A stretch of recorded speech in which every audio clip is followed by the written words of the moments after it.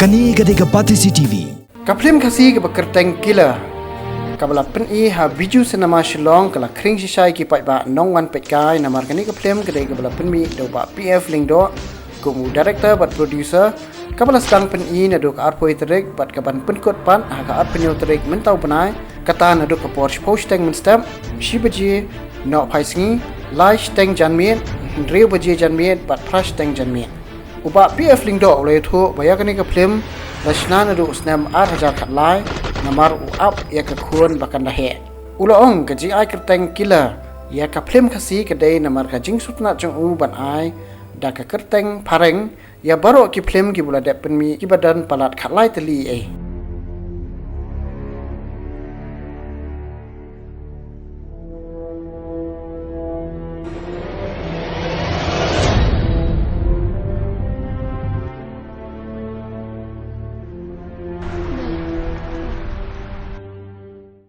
Nga senai kini ka film kapan ai kerteng kila kadang ka jumut ka bajing ai ba berkata kalong ba ngai mensim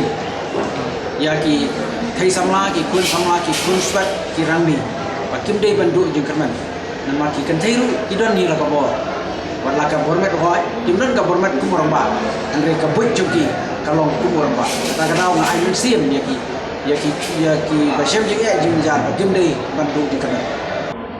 kajing ai junga kila kata kali ke business junga kata kalau di film junga kalau permi lagi buat tadi ngaju ai kata ngak pareng ban lagi thoro kasi kata kalau ngak jumut junga hi kalau kenang baki piwei ki chat benril ke sentu ya kerteng junga ni film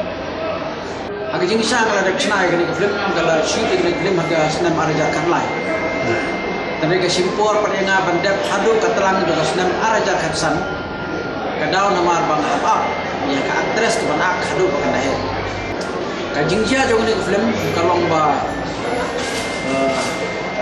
pa jong kani ka kena udai ko baju ngaktin hagatin India du bunda dan ri hadin ba ula pekat mai ba ka kun jong ka kan he lomot nem kelab mut chap nyap no dala chap nyap ka kun kum ka jingit kli ka kerpang na ta ki mi pa ka jingit ki mi pa ka wat ka tang ka im ka thang bahkan yo kan nong kalah ya kiba lebeng bagi banyak banyak daga jing tres tom jong ga ka jing yarau jong perok jong pa ka jing bha jong ka penlong ika kala wadadu penjok ya bar ko kinung sun kat kiba kala Kani gade ke Pati CCTV.